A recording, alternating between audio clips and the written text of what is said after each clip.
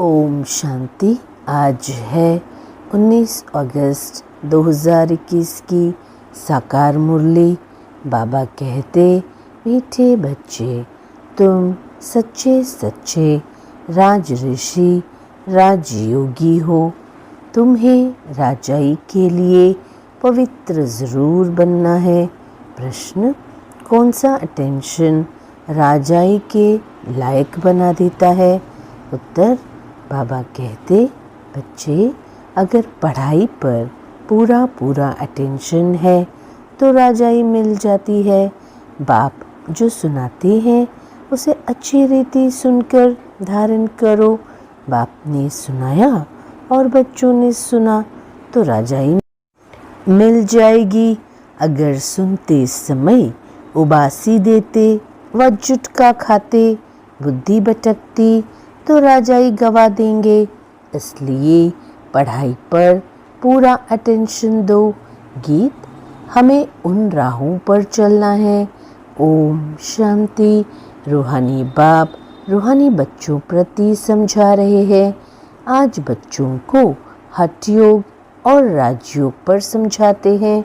बच्चों को मालूम है पर जो भी सिखलाते हैं सब है हठ योग, क्योंकि वो कर्म सन्यासी है। वास्तव में गृहस्थियों को हठ योग कर्म सन्यास सीखना नहीं है, वह तो है ही निवृत्ति मार्ग। वह धर्म ही अलग है। बच्चे, तुम्हारा धर्म देवी देवता धर्म है। जिन देवी देवताओं ने राजयोग से ही राज्य पाया है। अभी तुम राज ऋषि हो। ऋषि उन्हों को कहा जाता है जो पवित्र रहते हैं। तुम अभी पवित्र हो। अगर पवित्र ना रहे तो उनको ऋषि नहीं कहा जाता। तुम राजा ही पाने के लिए पवित्र बनते हो। वह कोई राजा ही पाने के लिए पवित्र नहीं बनते। तुम जानते हो कि पवित्र दुनिया में हमको पवित्र राजाई थी। भारत में ही 5000 वर्ष पहले देवी देवताओं का पूज्य पवित्र प्रवृत्ति मार्ग था। अभी पुजारी पतित बन पड़े हैं। पतित कैसे बने? 84 जन्मों का हिसाब है ना। बाप जो सहज राजयोग सिखला रहे हैं वही तुमको 84 जन्मों का हिसाब बतलाते हैं। दूसरे धर्म को संन्यास धर्म वाले क्या जाने। यह है देवी देवताओं का प्राचीन धर्म। वह है पीछे वाला धर्म। जो पास्ट हो गए हैं उनको सन्यासी समझ न सके। तुम जानते हो हठ योग अनेक प्रकार के हैं। द्वापर से भक्ति मार्ग के साथ हठ योग शुरू होता है। अभी फिर है राजयोग। वह हठ योग जन्म बाय जन्म सीखते आए हैं। राजयोग तुम एक जन्म में ही सीखते हो। उनको जन्म बाय जन्म पुनर्जन्म लेकर हठ योग सीखना ही है। तुमको राजयोग सीखने के लिए पुनर्जन्म नहीं लेना पड़ता। ये राजयोग तुम सिर्फ संगम पर ही सीखते हो। राजाई मिल गई, स्वर्ग हो गया, फिर और सब धर्म खत्म हो जाते हैं। तुम राज ऋषि हो। बच्चे, राधे कृष्ण भी पवित्र है ना। कृष्ण को महात्मा भी कहते हैं। महात्मा पवित्र होते हैं। तुम भी अभी महात्मा व राज ऋषि हो। महात्मा अर्थात पवित्र, महान आत्मा। ये बातें कोई शास्त्रों में नहीं है। बच्चे, शास्त्र तो बाद में बनते हैं। कहानियाँ मिसल बैठ लिखते हैं। जो पास्ट हो जाता है वो बैठ खेल बनाते हैं। सच्चा तो नहीं है। अब बाप बच्चों को प्रैक्टिकल में पढ़ाते हैं। उनकी फिर हिस्ट्री बनाई है। यादव, कौरव, पांडव थे, ज़रूर संगम पर होंगे। संगम युग की हिस्ट्री बैठ बनाई है। त्योहार भी सभी संगम युग के हैं। राखी बंधन भी पवित्रता पर है। पीछे फिर उनका यादगार चलता है। यहाँ बाप भी सभी को पवित्र बनाए प्रतिज्ञा कराते हैं। सिख लोग कंगन पहनते हैं, वह भी पवित्रता की निशानी है। हिंदू लोग जनेऊ पहनते हैं, वह भी पवित्रता की निशानी है। बच्चे, परंतु रहते नहीं है पवित्र। राखी बंधवाते हैं, अर्थ थोड़ी समझते हैं। आगे ब्राह्मण लोग राखी बांधते थे, अभी बहन भाई को राखी बांधती है, वो खर्ची देती है। ये सब अभी फैशन पड़ा है। वास्तव में यह है पवित्रता की बात। बाप कहते हैं बच्चे, काम महाशत्रु है। वह ब्राह्मण लोग कोई ऐसे नहीं समझाते हैं।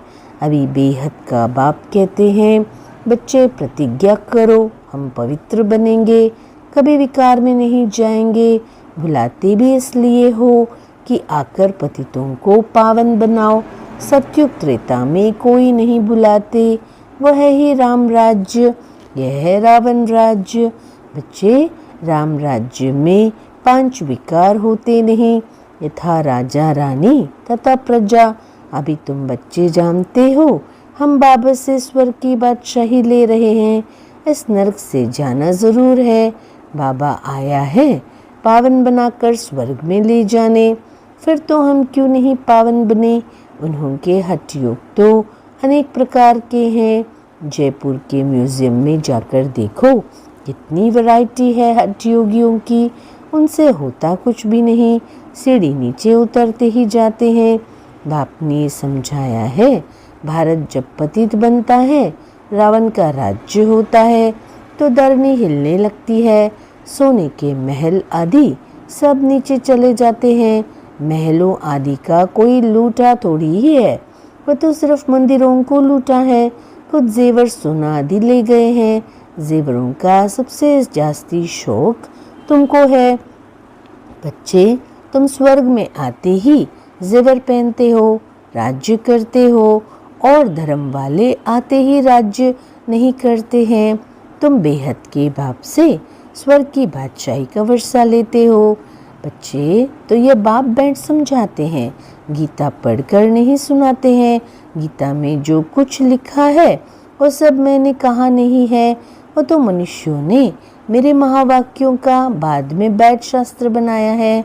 हमने जो तुमको सुनाया वो तुमने नहीं सुना और फिर जाकर राजाई की। वहाँ यह ज्ञान नहीं रहता। यहाँ तो बाप टीचर बैठ शिक्षा देते हैं। बाप तो हिंदी में ही समझाते हैं। यहाँ सब हिंदी हिंदी कहते रहते हैं ना, जो उनकी भाषा है। वास्तव में प्राचीन भाषा हिंदी ही है, ना कि संस्कृत। ये संस्कृत तो शंकराचार्य के बाद निकली है। जो आते हैं वो अपनी भाषा चलाते हैं। बाकी ऐसे नहीं कि बाबा ने गीता संस्कृत में सुनाई है। नहीं, गुरु नानक का अपना ग्रंथ है।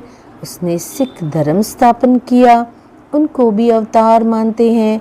उसमें राजाएं भी होते हैं, सन्यासियों में राजाएं नहीं हैं। बाबा ने समझाया है बुद्ध, क्राइस्ट आदि पहले गृहस्थी आत्मा थे। अब गृहस्थी पतित आत्मा तो धर्म स्थापन कर न सके। उनमें पवित्र आत्मा आई जिसने धर्म स्थापन किया। बच्चे, दूसरे धर्म तो किस्म किस्म के बहुत है, आकर अपना छोटा मठपन स्थापन करते हैं। झाड़ में भी दिखाया है ना। तो हठ योग और राजयोग में बहुत फर्क है। ये बातें समझने की है। जिसको समझ में नहीं आती होंगी वो जुटका खाते हैं, उबासी देते रहेंगे। यहाँ तो तुमको खजाना मिलता है, बड़ी बारीक कमाई है। तुम रत्नों से झोली भरते हो, तो यह आंखें खोलकर सुनना होता है। जुटके खाते रहेंगे या बुद्धि बाहर भटकती रहेगी तो वह राजधानी पा न सके।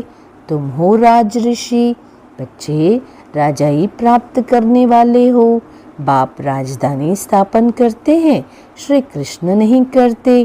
कृष्ण तो बाप का वर्षा लेते हैं। अब तुम्हारा बाप है निराकार, जिससे वर्षा ले रहे हो विश्व की बादशाही का, किंतु तुम साहूकार बनते हो। यहाँ एक ही बाप आकर राजयोग सिखलाते हैं। सो भी घूमो फिरो खाओ पियो, सिर्फ बाप को याद करो। साहूकार जरूर अच्छी रीति खाएंगे, वह तो अपनी कमाई का फल खाते हैं। मालपुड़ा खाओ या रोटी खाओ, याद करो बाप को। बल कुछ भी खाओ, पैसा तब किसके लिए है बाबा कोई मना नहीं करते हैं, सिर्फ बाप से योग लगाना है। इस राजाई स्थापन करने में खर्चा नहीं है। उस लड़ाई आदि में कितना खर्चा होता है, एरोप्लेन पर कितना खर्चा होता है, गिरते हैं तो एकदम खत्म हो जाते हैं, कितना नुकसान हो जाता है। तो बाप कहते हैं चलते फिरते बाप को याद करो, स्वदर्शन चक्र फिराते रहो। हमने 84 जन्म पूरे किए हैं, अब चले वतन की ओर, घर जाकर फिराई राजदाई करेंगे।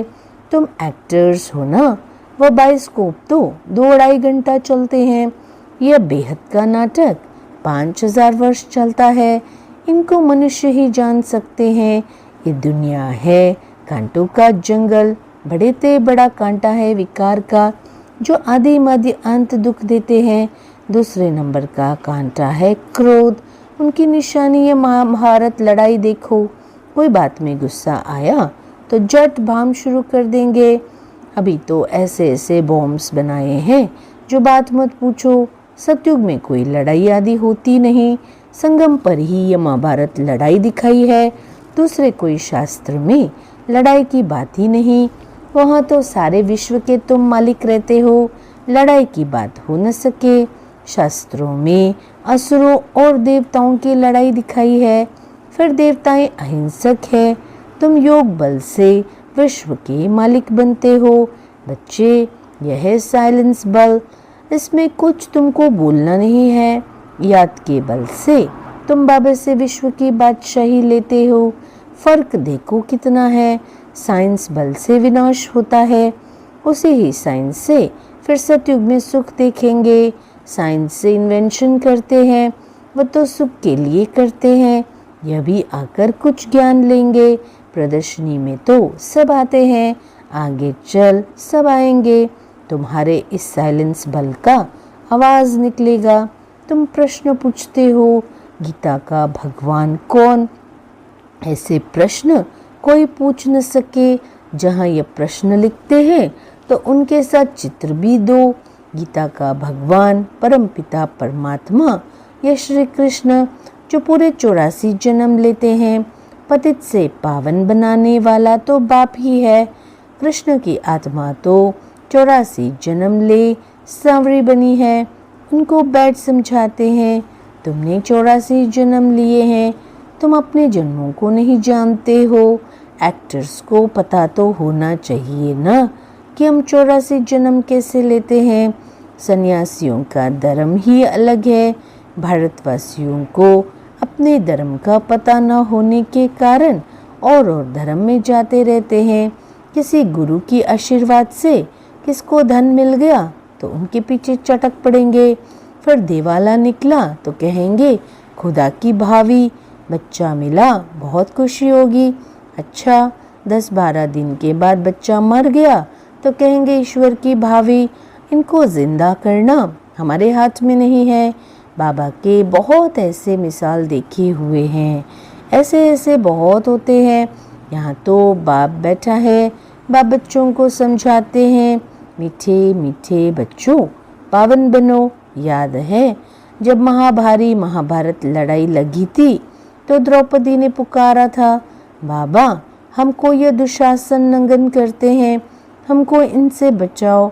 5000 वर्ष की बात है। इन अबलाओं पर अत्याचार इस विष पर ही होते हैं। कई तो स्त्रियां भी ऐसे होती है जो विष बिगर रह नहीं सकती। उनका नाम भी रखा हुआ है शूर्पणखा, पूतना, जो विष के लिए तंग करते हैं। वह है कंस, जरासंधी, शिशुपाल। ये सब विनाश को तो पाने ही है।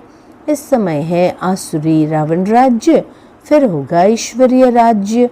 इस सारे चक्र को तो तुम जान गए हो कि कैसे 84 जन्म लेते हैं। ये भूलता तब है जब विकार में जाते हैं। विकार में जाने वाले का मुंह ही पीला हो जाता है। खुद ही समझते हैं ये हमने क्या कर दिया। बाप कहते हैं बच्चे इस विषय गटर में मत जाओ, ये तुमको आदि मध्य अंत दुख देने वाला है, इसमें न पड़ो। कसम उठाओ हम विकार में कभी नहीं जाएंगे। भगवान वाच है, काम महाशत्रु है, हर एक चित्र में पहले तो ये लिखो, ज्ञान सागर पतित पावन गीता ज्ञान दाता शिव भगवान वाच है, तो फिर कृष्ण का नाम उड़ जाए। हमको गीता का भगवान बैठ ये बतलाते हैं। बच्चे, वही ज्ञान हम लेते हैं, भगवान ही आकर नई दुनिया स्थापन करते हैं और पुरानी दुनिया का विनाश होता है। रुद्र ज्ञान यज्ञ है ना, असुल है शिव बाबा, रुद्र बाबा नहीं कहेंगे। बॉम्बे में बाबूरी नाथ का भी मंदिर है। अब बबुल कहा जाता है कांटों को। बाबूरी नाथ नाम क्यों रखा है ये कोई समझते नहीं है। चित्र तो शिव का ही है, बाकी तो अनेक नाम रख दिए हैं। शिव बाबा ही आकर कांटों के जंगल को फूलों का बगीचा बनाते हैं। वही तुम्हारा बाबा है, उनका नाम है शिव। शिव परमात्माय नमः, ब्राह्मण देवी देवताय नमः। अक्षर बिल्कुल क्लियर है। अब वो परमपिता परमात्मा बैठ इस रथ द्वारा समझा रहे हैं, हूबहू जैसे लौकिक बाप समझाते हैं। बच्चे, हमारे कुल को कलंक नहीं लगाना, कोई खराब काम नहीं करना, ये बाबा भी कहते हैं। बच्चे, विकार में तो कभी नहीं जाना, पवित्र बनने बिगर स्वर्ग में ऊंच पद पा नहीं सकेंगे। बहुत जबरदस्त कमाई तुम कर रहे हो, बाकी सब गवा रहे हैं। बल कोई के पास पदम है, बड़े बड़े महल बना रहे हैं, लाखों रुपया खर्चा करते हैं। तुम समझते हो वो सब वेस्ट ऑफ टाइम है, ये कुछ काम नहीं आएगा, सब खत्म हो जाएगा। वो तो समझते हैं 10-12 हजार वर्ष चलेंगे। तुम बच्चे जानते हो मौत तो सामने खड़ा है सिर पर। थोड़े समय के अंदर ये अर्थक्वेक आदि हो, सब डावाडोल हो जाएगा। अर्थक्वेक आदि में अनगिनत मर जाते हैं। अब तो विनाश होना ही है। विनाश का साक्षात्कार और स्थापना का साक्षात्कार किया है, सो फिर उन आंखों से देखेंगे। भक्ति मार्ग में कितना कुछ करते, परंतु कोई वैकुंठ में जा न सके, ज्ञान बिगड़ सदगति हो न सके। ये सब भक्ति मार्ग के खिलौने हैं। अच्छा, मीठे मीठे सिगी लदे बच्चों प्रति माता पिता बाप दादा का याद प्यार और गुड मॉर्निंग। रूहानी बाप की रूहानी बच्चों को नमस्ते। धारणा के लिए मुख्य सार, पहला, कुल कलंकित करने वाला कोई भी खराब काम नहीं करना है। पवित्र बनने की अपने आप से प्रतिज्ञा करनी है। दूसरा, अब अपना टाइम मनी वेस्ट नहीं करना है। फूलों के बगीचे में चलने के लिए कांटे निकाल देने हैं। वरदान, बाबा कहते, मीठे बच्चे, पहले आपके पाठ द्वारा ताजदारी बनने वाले चतुर सुजान भव। जैसे बाप दादा अपने को ओबीडिएंट सर्वेंट कहते हैं, सर्वेंट कहने से ताजदारी स्वतः बन जाते हैं, ऐसे आप बच्चे भी स्वयं नम्रचित बन दूसरों को श्रेष्ठ सीट दे दो। उनको सीट पर बिठाएंगे तो वो उतरकर आपको स्वतः ही बिठा देगा। अगर आप बैठने की कोशिश करेंगे तो वो बैठने नहीं देगा, इसलिए बिठाना ही बैठना है।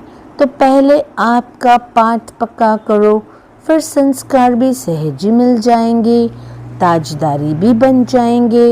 यही चतुर सुजान बनने का तरीका है। इसमें मेहनत भी नहीं, प्राप्ति भी ज्यादा है।